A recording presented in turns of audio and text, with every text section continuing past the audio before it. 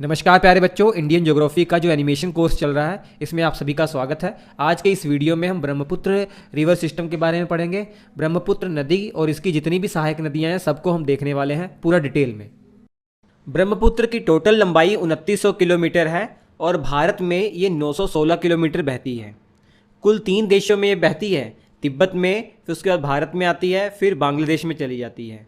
तिब्बत में इसको सांगपो कहा जाता है और भारत के अरुणाचल प्रदेश में इसको दिहांग नदी कहा जाता है और भारत के असम राज्य में इसको ब्रह्मपुत्र कहा जाता है और बांग्लादेश में इसको जमुना कहा जाता है। भारत के 2 राज्यों में बहती है ये, असम में और अरुणाचल प्रदेश में। बात करते हैं उद्गम की, तो ब्रह्मपुत्र नदी का उद्गम चेमायुंगडुंग ग्लेशियर से होता है। इसी के पास मानसरोवर झील भी है, पहले हम जिक्र कर चुके हैं। अब ये चेमायुंगडुंग ग्लेशियर से जैसे ही नदी निकलती है तिब्बत में फ्लो होती है। पूरा रीजन आप जानते हैं हिमालय पर्वत का ही है और आगे चलती हुई एक बहुत बड़े गार्ज का निर्माण करती है जिसे सांगपो गार्ज भी कहा जाता है या दिहांग गार्ज भी कहा जाता है। और यहीं पर इस नदी को यू टर्न लेकर अरुणाचल प्रदेश में एंटर करना पड़ रहा है। ये यू टर्न जानते किस कारण ले रही है? यहाँ पर एक चोटी है नामचा बरवा चोटी, उसी को घूम कर ये अरुणाचल प्रदेश में एंटर करती है। और अरुणाचल प्रदेश वाला इलाका भी तिब्बत की तरह पूरा पहाड़ी क्षेत्र है, हिमालय रेंज है वहाँ पर। और जैसे ही असम में आती है और ये असम पूरा मैदानी क्षेत्र इसको मिल जाता है और इसके पास इतनी ज़्यादा तीव्रता होती है, वेलोसिटी होती है कि मैदानी क्षेत्र में इसकी चौड़ाई बहुत ज़्यादा बढ़ जाती है। इसी कारण से एक बहुत बड़े आइलैंड का भी निर्माण होता है जिसे माजुली आइलैंड या माजुली द्वीप भी कहते हैं। दुनिया का सबसे बड़ा ये नदी द्वीप है, इतना बड़ा है कि असम में एक जिला है ये।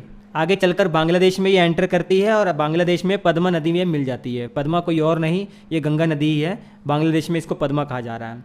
और बंगाल की खाड़ी में अपना पानी ये मिलकर गिराते हैं और दुनिया का सबसे बड़ा डेल्टा, सुंदरवन डेल्टा जो कहा जाता है, यहीं पर बनता है। बांग्लादेश और हमारे भारत के वेस्ट जाएगी। असम के 3 बहुत महत्वपूर्ण शहर इसी नदी के किनारे बसे हुए हैं, डिब्रूगढ़, तेजपुर और गुवाहाटी।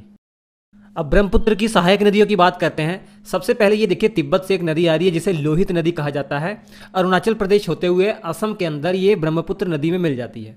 और एक दिबांग नदी है, ये दिबांग जो घाटी है यहाँ से निकलती है, अरुणाचल प्रदेश के अंदर से निकलती है और असम में जाकर ये लोहित नदी में मिलती है। और लोहित नदी हम जानते ही हैं ब्रह्मपुत्र नदी में मिल जाती है। याद रखिए, लोहित नदी को खूनी नदी भी कहा जाता है क्योंकि इसके रास्ते में लाल मिट्टी पड़ती है, उस लाल मिट्टी के कारण इसका कलर लाल हो जाता है। भूपेन हजारिका ब्रिज आपने सुना होगा, ये भी लोहित नदी पर बना हुआ है। इसकी लंबाई 9.15 किलोमीटर है।